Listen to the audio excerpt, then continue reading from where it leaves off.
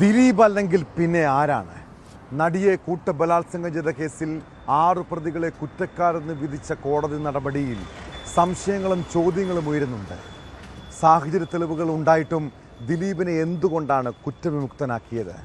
Quotation നൽകിയത് ദിലീപ് അല്ലെങ്കിൽ പിന്നെ ആരാണ് കേസിന് പിന്നിൽ? ഈ ചോദ്യങ്ങൾക്ക് ഉത്തരം കണ്ടെത്തണം. അതോടൊപ്പം നടി ആക്രമണ കേസിൽ ഇനി പ്രോസിക്യൂഷൻ്റെയും അതിജീവിതയുടെയും നീക്കം എന്തായിരിക്കും? തനിക്കെതിരെ ഗൂഢാലോചന നടന്നെന്ന് ആരോപണം ഉന്നയിച്ച ദിലീപ് പോലീസ് ഉദ്യോഗസ്ഥർക്കെതിരെ നിയമ നടപടി സ്വീകരിക്കുമോ?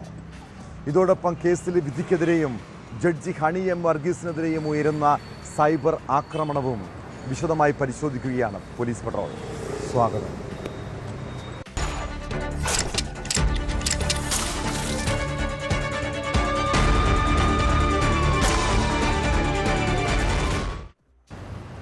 നീതിദേവത എന്തുകൊണ്ട് കണ്ണു തുറന്നില്ല? അതിജീവിതയ്ക്ക് നീതി കിട്ടിയില്ല. 8.5 വർഷത്തോളം നിയമ പോരാട്ടം നടത്തിയിട്ടും നടിയാക്രമണ കേസിൽ എന്താണ് സംഭവിച്ചത്? സാധാരണക്കാരായ ജനങ്ങൾ കോടതിയെയും പ്രോസിക്യൂഷനെയും വിമർശിച്ച് ഇങ്ങനെ പല ചോദ്യങ്ങളും സംശയങ്ങളും ഉന്നയിക്കുന്നുണ്ട്. ഇനി എന്താകും ആ കേസിൽ അതിജീവിതയുടെ നീക്കം? പ്രോസിക്യൂഷൻ അപ്പീലിന് പോകാൻ ഒരുങ്ങുന്നുണ്ട്. അതിജീവിതയുടെ പോരാട്ടം ഇവിടെ അവസാനിക്കുന്നില്ല. അതോടൊപ്പം നടിയാക്രമണ കേസിൽ കുറ്റവിമുക്തനായതിന് പിന്നാലെ അന്വേഷണ ഉദ്യോഗസ്ഥർക്കെതിരെ നിയമ നടപടി സ്വീകരിക്കാനാണ് ദിലീപിൻ്റെ തീരുമാനം. തനിക്കെതിരെ ഗൂഢാലോചന നടന്നുവെന്നും പ്രത്യേക അന്വേഷണ സംഘം സർക്കാരിനെ തെറ്റിദ്ധരിപ്പിച്ചുവെന്നുമാണ് ദിലീപിൻ്റെ ആരോപണം.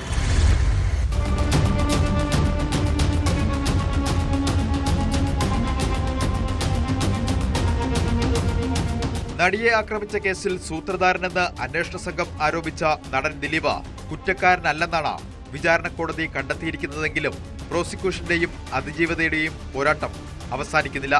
കുറ്റക്കാരെന്ന് കണ്ടെത്തിയ പ്രതികൾക്ക് ഈ മാസം 12-ന് ശിക്ഷ വിധിച്ച ശേഷം കോടതി ഉത്തരവ് പുറത്തുവരും. അതിനുശേഷമേ എന്തെല്ലാം കാരണങ്ങളാലാണ് ദിലീപിന്റെ പേരിൽ ഗൂഢാലോചന കുറ്റം നിലനിൽക്കില്ലെന്ന് വിചാരണ കോടതി കണ്ടെത്തിയതെന്ന് വ്യക്തമാകൂ. പിന്നാലെ സർക്കാർ ഹൈക്കോടതിയിൽ അപ്പീൽ ഫയൽ ചെയ്യും.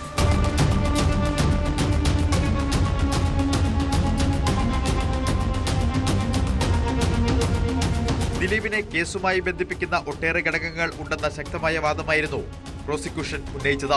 എന്നാൽ ഇതൊന്നും ദിലീപിനെ ഗൂഢാലോചനയുമായി ബന്ധിപ്പിക്കാൻ പര്യാപ്തമല്ലെന്ന് വിചാരണ കോടതി കണ്ടെത്തിയെന്നാണ് അനുമാനം.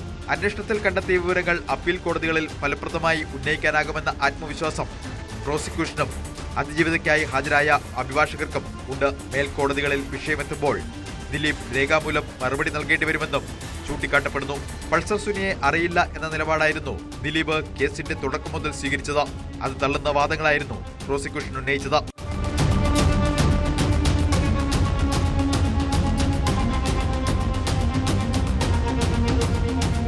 അതിനിടെ താനാണ് യഥാർത്ഥത്തിൽ ഇരയാക്കപ്പെട്ടതെന്നും പോലീസ് ഉദ്യോഗസ്ഥർ വ്യക്തിപരമായ നേട്ടങ്ങൾക്കും പ്രശസ്തിക്കും വേണ്ടി തന്നെ ബലിയാടാക്കുകയായിരുന്നുവെന്നും ദിലീപ് ആരോപിച്ചിരുന്നു. കേസിൽ കുറ്റവിമുക്തനായതിന് പിന്നാലെ അന്വേഷണ ഉദ്യോഗസ്ഥർക്കെതിരെ നിയമ നടപടിക്ക് ഒരുങ്ങുകയാണ് ദിലീപ്. തെറ്റായ പ്രോസിക്യൂഷൻ നടപടിയിലാണ് ഉദ്യോഗസ്ഥർക്കെതിരെ ദിലീപ് നിയമ നടപടികളെക്കുറിച്ച് ആലോചിക്കുന്നത്. തനിക്കെതിരെ ഗൂഢാലോചന നടന്നുവെന്നും പ്രത്യേക അന്വേഷണ സംഘം സർക്കാരിനെ തെറ്റിദ്ധരിപ്പിച്ചെന്നുമാണ് ദിലീപിന്റെ ആരോപണം. 12-ന് പുറത്തുവരുന്ന ശിക്ഷാവിധിയിൽ എന്തൊക്കെ കാര്യങ്ങളാണ് കോടതിയുടെ ഭാഗത്തു നിന്നുണ്ടാകുക എന്നതനുസരിച്ചാകും ദിലീപിന്റെ തുടർ നീക്കങ്ങൾ. പ്രോസിക്യൂഷനെതിരെ ഗുരുതരമായ കണ്ടെത്തലുകൾ കോടതിയുടെ ഭാഗത്തു നിന്നുണ്ടാകുമെന്നാണ് ദിലീപ് പ്രതീക്ഷിക്കുന്നത്.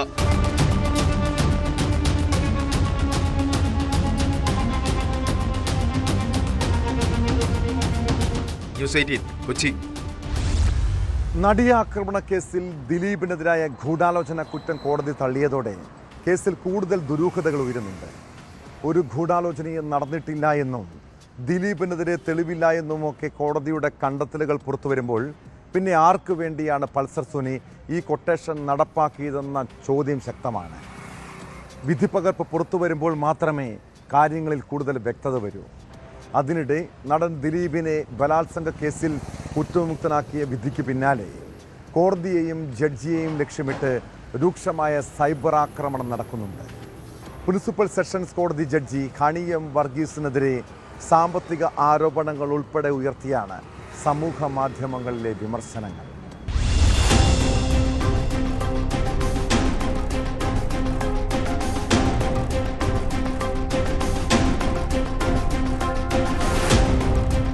കോടതി വിധിയിൽ ജഡ്ജിക്കെതിരെ ഇത്രയധികം കടുത്ത വിമർശനമുയരുന്നത് ഇതാദ്യമായാണ്. ദിലീപിനെതിരെയുള്ള ഗൂഢാലോചന തെളിയിക്കാനായില്ലെന്ന വിധി വന്നതോടെ ഹണിയം വർഗീസിനെതിരെയുള്ള ആരോപണങ്ങൾ സജീവമാവുകയാണ്. കോടതിയിലെ വിചാരണാ വേളകളിൽ ജഡ്ജിയുടെ ഇടപെടലുകൾ തന്നെ വീണ്ടും ട്രോമയിലാക്കും വിധമാണെന്നും അതുകൊണ്ട് വിചാരണ മറ്റൊരു ജഡ്ജിന്റെ കീഴിലേക്ക് മാറ്റണമെന്നും അതിജീവിത ഹൈക്കോടതിയോടും സുപ്രീം കോടതിയോടും പലതവണ ആവശ്യപ്പെട്ടിരുന്നു. പക്ഷേ ഒന്നിലും അനുകൂല നടപടിയുണ്ടായില്ല. ജഡ്ജി ഹണിയം വർഗീസ് കേസ് പരിഗണിച്ചാൽ തനിക്ക് നീതി ലഭിക്കില്ല എന്ന അതിജീവിത നേരത്തെ ഹൈക്കോടതി രജിസ്ട്രാർക്ക് അയച്ച കത്തിൽ വ്യക്തമാക്കിയിരുന്നു. ജഡ്ജിയുടെ നടപടികളിൽ വിമർശനമുന്നയിച്ചുകൊണ്ടാണ് 2 പബ്ലിക് പ്രോസിക്യൂട്ടർമാർ കേസിൽ നിന്നും പിന്മാറിയത്. മെമ്മറി കാർഡുമായി ബന്ധപ്പെട്ടായിരുന്നു ഹണിയം വർഗീസിനെതിരെ ഏറ്റവും കൂടുതൽ വിമർശനമുയർന്നത്. നടിയെ ബലാത്സംഗം ചെയ്യുന്നതിന്റെ വീഡിയോ അടങ്ങിയ മെമ്മറി കാർഡ് കോടതിയുടെ കസ്റ്റഡിയിലിരിക്കെ 3 തവണ പ്രതിഭാഗത്തിന്റെ കയ്യിലെത്തി എന്നായിരുന്നു വെളിപ്പെടുത്തൽ.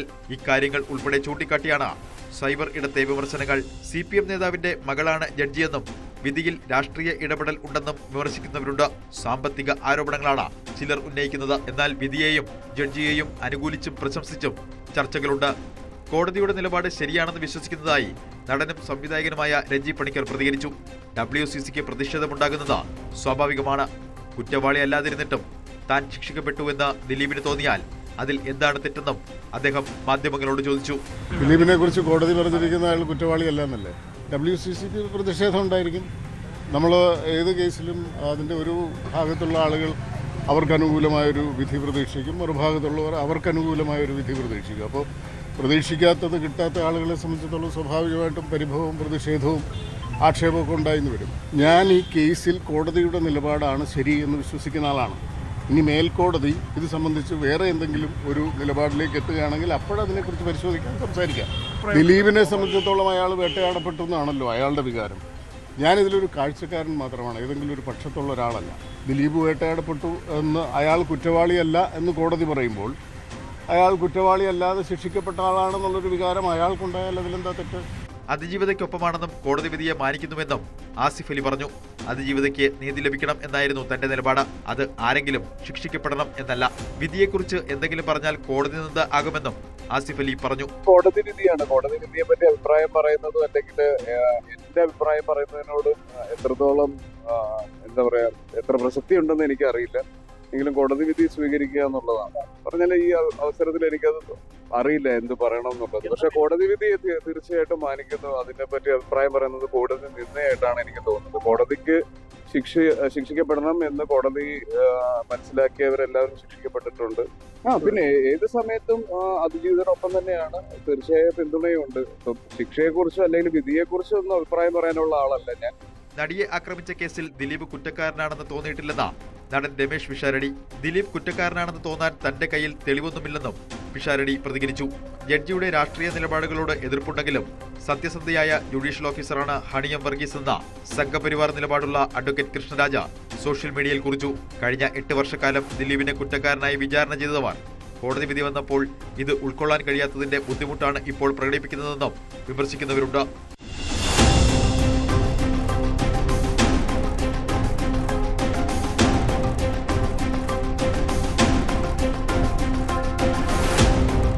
ന്യൂസ് 18 കൊച്ചി. ബലാത്സംഗ കേസിൽ രാഹുൽ മാങ്കൂട്ടത്തിൽ ഒളിവിൽ തുടരുമ്പോഴും പരാതിക്കാരിയുടെ മൊഴിയിലെ ഞെട്ടിപ്പിക്കുന്ന വിവരങ്ങൾ പുറത്തുവരുന്നു.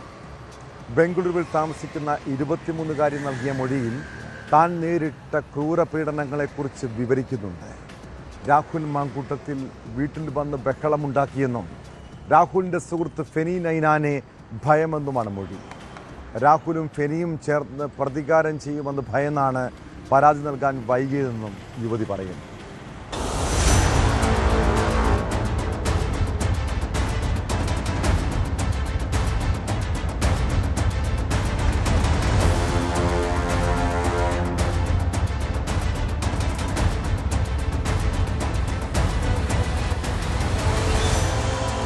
രാഹുൽ മാങ്കൂട്ടത്തിലിനെ കൂടുതൽ കുരുക്കിലാക്കുന്ന മൊഴിയാണ് യുവതി അന്വേഷണ സംഘത്തിന് നൽകിയിട്ടുള്ളത്. കേസിന്റെ ആദ്യഘട്ടത്തിൽ കൃത്യമായ മേൽവിലാസമില്ലാതെ ഒരു ഇമെയിൽ വഴിയായിരുന്നു മാങ്കൂട്ടത്തിലിനെതിരായ 2ാമത്തെ പരാതി പോലീസിന് ലഭിച്ചത്. പരാതിക്കാരി മൊഴി നൽകുമോ എന്നായിരുന്നു പോലീസിനെ കുഴപ്പിച്ച ചോദ്യം. ആശയക്കുഴപ്പങ്ങൾക്കിടയിൽ തിങ്കളാഴ്ച പോലീസ് ബംഗളൂരുവിലെ യുവതിയുടെ മൊഴി രേഖപ്പെടുത്തി. പ്രത്യേക സംഘത്തെ നേരിട്ട് കണ്ട് യുവതി മൊഴി നൽകുകയായിരുന്നു. അതീവ രഹസ്യമായി അതിജീവിതയുടെ വൈദ്യപരിശോധനയും പോലീസ് പൂർത്തിയാക്കിയിട്ടുണ്ട്. സംസ്ഥാനത്തിന് പുറത്തു താമസിച്ചിരുന്ന യുവതി കേസ് അന്വേഷണത്തിൽ സഹകരിക്കാനായാണ് കേരളത്തിൽ എത്തിയത്. വിവാഹക്കാരിയുമായി ബന്ധപ്പെട്ട് രാഹുൽ മാങ്കൂട്ടത്തിൽ വീട്ടിൽ വന്ന് ബഹളമുണ്ടാക്കിയിട്ടുണ്ടെന്നും യുവതി പറയുന്നു.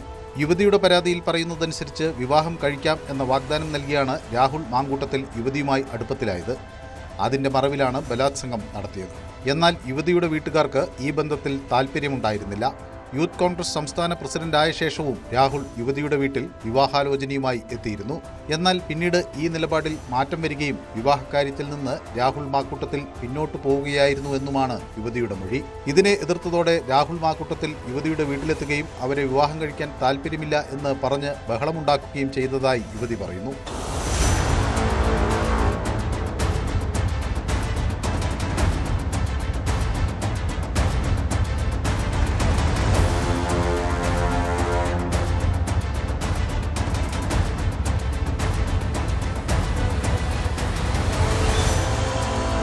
രാഹുലിന്റെ സുഹൃത്ത് ഫെനി നൈനാനെ ഭയമാണെന്നും ഫെനി ഉൾപ്പെടെയുള്ള രാഹുലിന്റെ സംഘത്തിൽ നിന്ന് പ്രതികാര നടപടികൾ ഉണ്ടാകുമോ എന്ന് ഭയന്നാണ് സംഭവത്തെക്കുറിച്ച് ഇതുവരെ പരാതി നൽകാതിരുന്നത് എന്നും യുവതി മൊഴിയിൽ വ്യക്തമാക്കിയിട്ടുണ്ട്.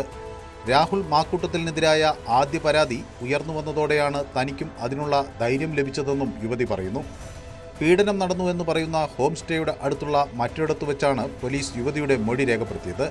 എന്നാൽ ഇതുവരെ പോലീസ് ഹോം സ്റ്റേയിൽ പരിശോധന നടത്തിയിട്ടില്ല. അടുത്ത ദിവസങ്ങളിൽ അതുണ്ടായേക്കും.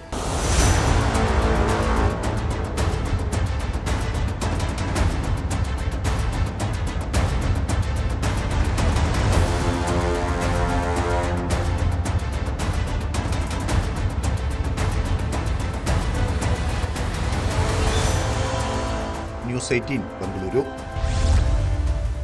സ്ഥിരം മദ്യപാനിയായ അച്ഛൻ രാത്രി സമയങ്ങളിൽ അമ്മയെയും മകളെയും ഉപദ്രവിക്കുന്നത് പതിവ്. പിന്നെ മകൾക്ക് നേരെയുള്ള ലൈംഗിക അതിക്രമം. 14 വയസ്സുള്ള ആ പെൺകുട്ടി ഭയത്തോടെയാണ് സ്വന്തം വീട്ടിൽ ജീവിച്ചത്. സംരക്ഷണം തേടി പോലീസിനെ സമീപിച്ചു. മുഖ്യമന്ത്രിയുടെ ഓഫീസിൽ വരെ പരാതിപ്പെട്ടു. എവിടെ നിന്നും നീതി കിട്ടാതെ വന്നപ്പോൾ അവൾ മരിക്കാൻ തീരുമാനിക്കുന്നു. പിതാവിൻ്റെ ക്രൂരമർദ്ദനത്തെ തുടർന്ന് 9ാം ക്ലാസ്സുകാരി ജീവനൊടുക്കാൻ ശ്രമിച്ചതോടെയാണ് തിരുവനന്തപുരം നെയ്യാറ്റിൻകരയിലെ വീട്ടിൽ അവൾ അനുഭവിച്ച ദുരിത കഥ പുറത്തു വന്നത്.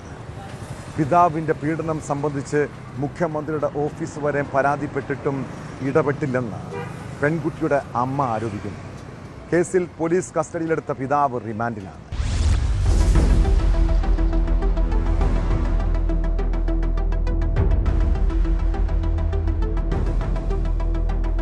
തിരുവനന്തപുരം നെയ്യാറ്റിൻകര അരങ്കമുകളിൽ കഴിഞ്ഞ ശനിയാഴ്ചയായിരുന്നു സംഭവം.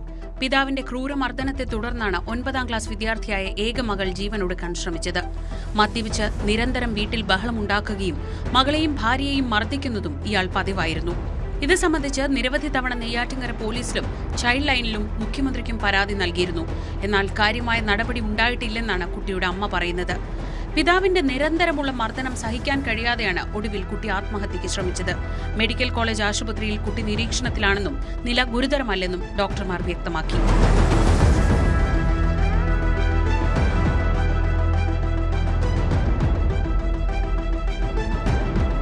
സ്ഥിരം മദ്യപനായ പിതാവ് കഴിഞ്ഞ 1.5 വർഷമായി തന്നെയും അമ്മയെയും മർദ്ദിച്ചിരുന്നുവെന്നാണ് കുട്ടി പോലീസിന് നൽകിയ മൊഴി. പിതാവ് പഠിക്കാൻ അനുവദിച്ചില്ലെന്നും സ്കൂളിൽ പോകുന്നത് വിലക്കിയെന്നും പുസ്തകങ്ങൾ വലിച്ചു കീറിയെന്നും മൊഴിയിൽ പറയുന്നു. കുട്ടിയുടെ ആത്മഹത്യാ ശ്രമം മാധ്യമങ്ങളിലൂടെ പുറത്തു വന്നതോടെ പോലീസ് പ്രതിയെ കസ്റ്റഡിയിലെടുക്കുകയായിരുന്നു. തുടർന്ന് നെയ്യാറ്റിൻകര കോടതിയിൽ ഹാജരാക്കി റിമാൻഡ് ചെയ്തു.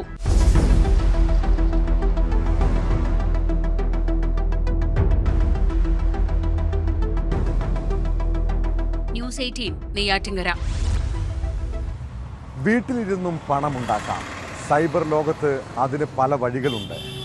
ട്രേഡിങ്ങും ഓൺലൈൻ ഇടപാടുകളുമാണ് ഇതിൽ പ്രധാനം. തൊഴിലില്ലാത്ത ചെറുപ്പക്കാരെയും വീട്ടമ്മമാരെയും വിദ്യാർത്ഥികളെയും ഇങ്ങനെയുള്ള വാഗ്ദാനങ്ങൾ പറഞ്ഞ് വിശ്വസിപ്പിക്കാൻ എളുപ്പമാണ്. ഇതോടൊപ്പമാണ് സൈബർ കെണികളും. സൂക്ഷിച്ചില്ലെങ്കിൽ ചിലപ്പോൾ തട്ടിപ്പിനിരകളാകാം. തൊഴിലില്ലാതെ നടക്കുന്ന യുവാക്കളെ ഉൾപ്പെടെ കരുവാക്കിയാണ് സൈബർ തട്ടിപ്പുകൾ. സമീപകാലത്ത് ഓൺലൈൻ തട്ടിപ്പ് വർദ്ധിക്കുന്നുവെന്നാണ് റിപ്പോർട്ട്. കേരളത്തിലും കർണാടകയിലുമാണ് കൂടുതൽ പേർ ഇരകളായിട്ടുള്ളത്. അതിനിടെ കേരളം ഉൾപ്പെടെ വിവിധ സംസ്ഥാനങ്ങളിൽ 719 കോടി രൂപയുടെ സൈബർ തട്ടിപ്പിന് സഹായം നൽകിയ 10 പേരെ ഗുജറാത്ത് സൈബർ പോലീസ് അറസ്റ്റ് ചെയ്തു.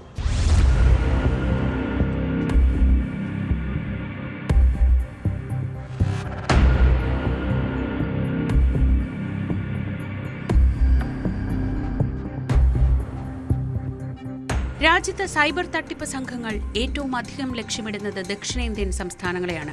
കഴിഞ്ഞ 3 വർഷത്തിനിടെ സൈബർ തട്ടിപ്പുകളിലൂടെ മലയാളികൾക്ക് നഷ്ടമായത് 1200 കോടി രൂപയെന്നാണ് റിപ്പോർട്ട്. 1.5 ലക്ഷത്തിലേറെ പരാതികൾ വന്നു.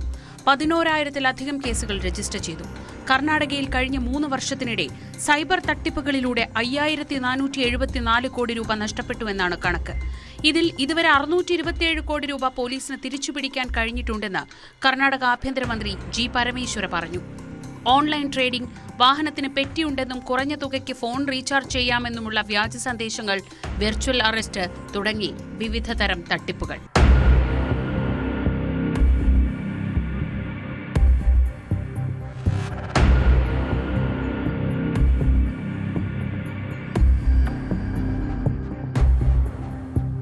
അതേസമയം കേരളത്തിൽ സമീപകാലത്തായി സൈബർ കേസുകൾ കുറയുന്നതായാണ് പോലീസ് റിപ്പോർട്ട്. ഈ വർഷം സെപ്റ്റംബർ വരെ രജിസ്റ്റർ ചെയ്തത് 1810 കേസുകൾ മാത്രമാണ്. 2024-ൽ 3581 കേസുകളാണ് റിപ്പോർട്ട് ചെയ്തത്. അതിനിടെ കേരളം ഉൾപ്പെടെ വിവിധ സംസ്ഥാനങ്ങളിൽ 719 കോടി രൂപയുടെ സൈബർ തട്ടിപ്പിന് സഹായം നൽകിയ 10 പേരെ ഗുജറാത്ത് സൈബർ പോലീസ് അറസ്റ്റ് ചെയ്തു. കേരളത്തിലെ 91 കേസുകൾ ഉൾപ്പെടെ 1447 കേസുകളുമായി ബന്ധപ്പെട്ടതാണ് തട്ടിപ്പ്. വിവിധ സൈബർ ചതികളിലൂടെ സമാഹരിച്ച പണം വ്യാജ അക്കൗണ്ടുകളിൽ നിക്ഷേപിച്ച് വിദേശത്തേക്ക് കൈമാറാൻ ഇടനിലക്കാരായവരാണ് പ്രതികൾ. ഭാവ്നഗറിലെ ഇൻഡസ് ബാങ്കിലാണ് ഇതിനായി അക്കൗണ്ടുകൾ തുറന്നത്. ഈ തുക ചെക്കുകൾ വഴിയോ പണമായോ പിൻവലിച്ച് പല മാർഗങ്ങളിലൂടെ ദുബായിലും ചൈനയിലുമുള്ള ആസൂത്രകർക്ക് എത്തിച്ചു നൽകുന്നതാണ് രീതി. ക്രിപ്റ്റോ കറൻസി ഉൾപ്പെടെയുള്ള വഴികൾ ഇതിനായി ഉപയോഗിച്ചു. അറസ്റ്റിലായവരിൽ ബാങ്ക് ജീവനക്കാരുമുണ്ട്.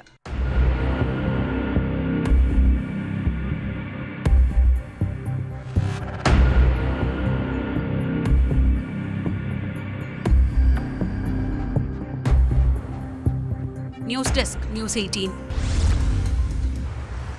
മലപ്പുറം ജില്ലയിലെ കുപ്രസിദ്ധ മോഷ്ടാവാണ് അബ്ദുൾ മനാഫ്.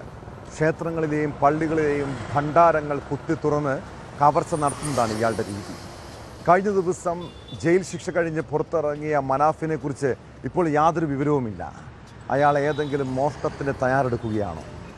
പോലീസിന് ഇങ്ങനെ ഒരു സംശയം. അതോടെ അബ്ദുൾ മനാഫിനെ കണ്ടെത്താൻ വളാഞ്ചേരി പോലീസ് ലുക്കൌട്ട് നോട്ടീസ് പുറപ്പെടുവിച്ചു.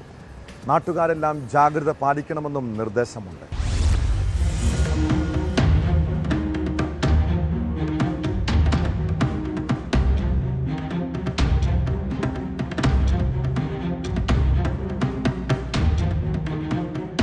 നിരവധി മോഷണ കേസുകളിൽ പ്രതിയാണ് അബ്ദുൾ മനാഫ്. അമ്പലത്തിലെയും പള്ളിയിലെയും ഭണ്ഡാരങ്ങൾ കണ്ണിൽപ്പെട്ടാൽ പിന്നെ കുത്തിത്തുറന്ന് കവർച്ച നടത്തിയാലേ അബ്ദുൾ മനാഫിന് സമാധാനമാകൂ. അതുകൊണ്ട് തന്നെ അമ്പല കമ്മിറ്റിക്കാരുടെയും പള്ളി കമ്മിറ്റിക്കാരുടെയും ഒക്കെ പേടി സ്വപ്നമാണ് ഇയാൾ. ഓടിട്ട വ്യാപാര സ്ഥാപനങ്ങൾ കണ്ടാലും മനാഫ് അവിടെ കയറിയിരിക്കും.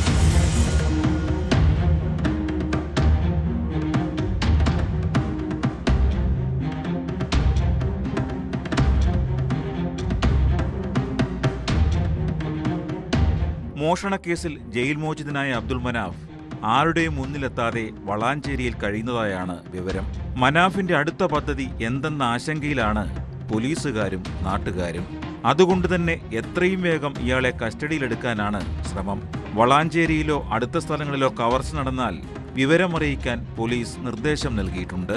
മാത്രമല്ല, മനാഫിന്റെ മോഷണം തടയാൻ ജാഗ്രത പാലിക്കണമെന്നും പോലീസ് മുന്നറിയിപ്പ് നൽകുന്നു.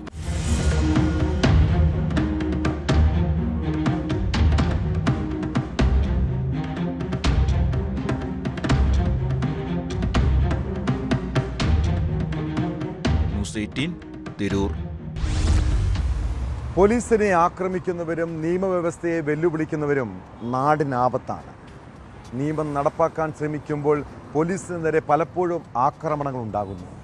കൊല്ലം കുന്നിക്കോട് മോട്ടോർ വെഹിക്കിൾ ഡിപ്പാർട്ട്മെന്റ് ഉദ്യോഗസ്ഥനെയും SIയെയും ആക്രമിച്ച കേസിൽ 3 പേർ അറസ്റ്റിൽ. മദ്യപിച്ച് ഓട്ടോറിക്ഷയിൽ പ്രതികൾ സഞ്ചരിക്കുന്നതിനിടെ മോട്ടോർ വാഹന വകുപ്പ് ഉദ്യോഗസ്ഥർ വാഹനം തടഞ്ഞ് പരിശോധിച്ചപ്പോഴായിരുന്നു ആക്രമണം.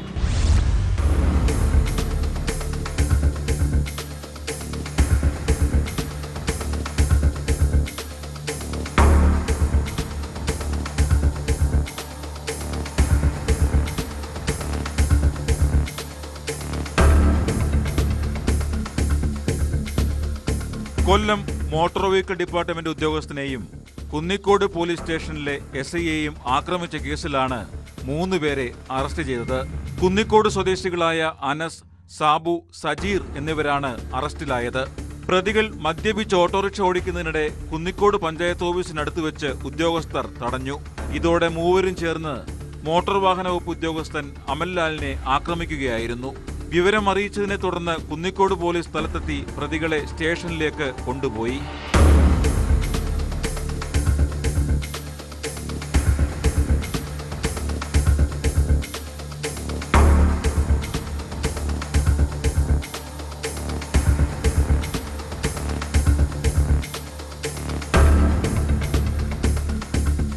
പിന്നീട് പ്രതികളെ മെഡിക്കൽ പരിശോധനയ്ക്കായി SI സാബുവിന്റെ നേതൃത്വത്തിലുള്ള പോലീസ് സംഘം കൊണ്ടുപോകാൻ തുടങ്ങിയപ്പോൾ പ്രതി അനസ് SIയെയും ആക്രമിക്കുകയായിരുന്നു. അനസും സാബുവും മുൻപും നിരവധി കേസുകളിലെ പ്രതികളാണെന്ന് പോലീസ് പറഞ്ഞു.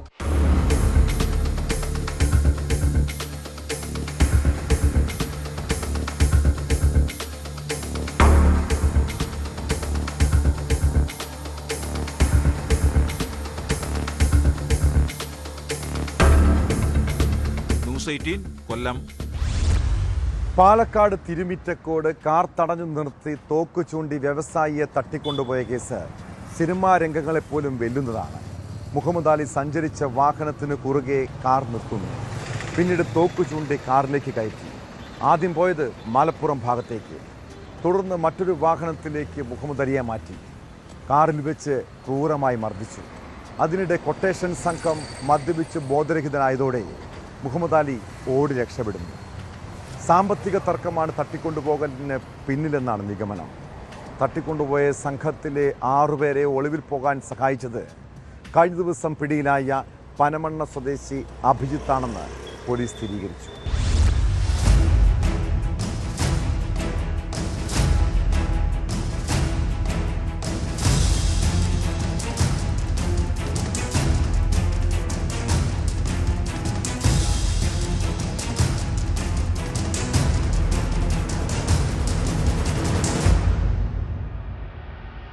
വ്യവസായി മുഹമ്മദ് അലിയെ തട്ടിക്കൊണ്ടുപോയ കേസിൽ പനമണ്ണ സ്വദേശി അഭിജിത്താണ് പോലീസിന്റെ പിടിയിലായത്.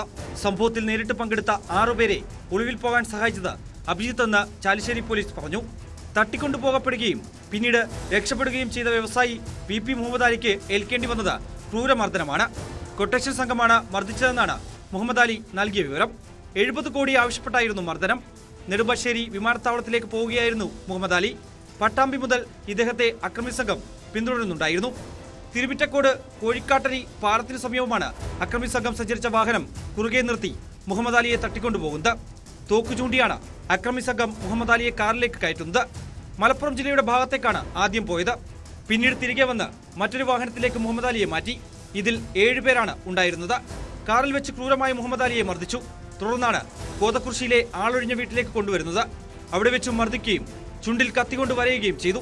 ഒരു 6 മണി സമയത്താണ് ഇവർ എടുത്ത് കൊണ്ടുപോയത്. അത് ഞങ്ങൾ ഇവിടെ ആ ഒരു സമയം മുതൽ 1 hour ടൂറിനുള്ളിൽ തന്നെ ഞങ്ങളെല്ലാവരും പോലീസ് സ്റ്റേഷനിൽ എത്തിയിരുന്നു. ഞങ്ങൾ നേരം പുലർച്ചെ വരെ അവിടെ തന്നെ നിൽക്കായിരുന്നു. അതിനിടയിൽ ഇവർ ഫുള്ള് മദ്യപിച്ചപ്പോൾ ആ ഒരു സമയത്ത് പുള്ളി ഇറങ്ങിപ്പോന്നതാണ്. അവരൊരു വീട്ടിലേക്ക് കൊണ്ടുപോയി സ്റ്റേഷനിൽ അവിടെ നിന്ന് ഇറങ്ങിപ്പോരാണ് ഉണ്ടായത്. പിന്നെ പള്ളിയിൽ വന്ന് ആളുകളാണ് ഇങ്ങോട്ട് ഹോസ്പിറ്റലിലേക്ക് വന്നിട്ടുള്ളത്. നന്നായി മർദ്ദിച്ചിട്ടുണ്ട്. മേലെ അതിൻ്റെ ഇവിടെയൊക്കെ മുറികളുണ്ട്, മേലിൽ കൂടെയൊക്കെ മുറികളുണ്ട്. എന്നെ സംബന്ധിച്ചിടത്തോളം അങ്ങനെ ഒരു പ്രശ്നങ്ങളില്ല, ഒരു സംഗതി ഇല്ല. ഭീഷണി ഇല്ല, അങ്ങനത്തെ സംഭവങ്ങളൊന്നും ഇല്ല. ഇതിന്റെ മുമ്പൊന്നും ഉണ്ടായിട്ടില്ല. നമുക്ക് അതൊരു ഇവിടുത്തെ ആരാണ് എന്നുള്ള കാസർഗോഡ് എല്ലാ ആളുകളാണ് എന്ന് തോന്നിയിട്ടുണ്ട് എന്ന് പറയുന്നുണ്ട്.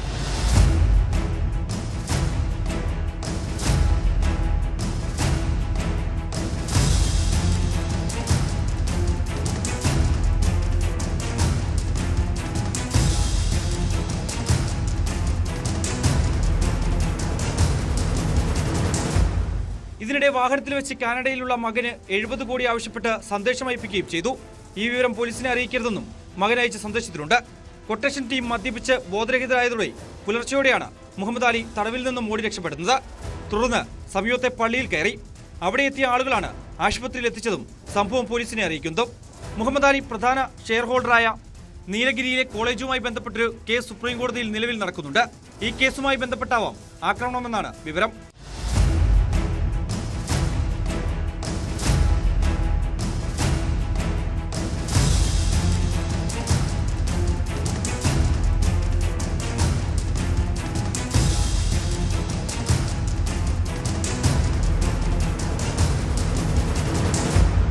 ന്യൂസ് 18 ഷൊർണൂർ. ലഹരി വസ്തുക്കൾ കേരളത്തിലേക്ക് എത്തിക്കാൻ മാഫിയ സംഘങ്ങൾ പല രീതികളും പരീക്ഷിക്കുന്നുണ്ട്.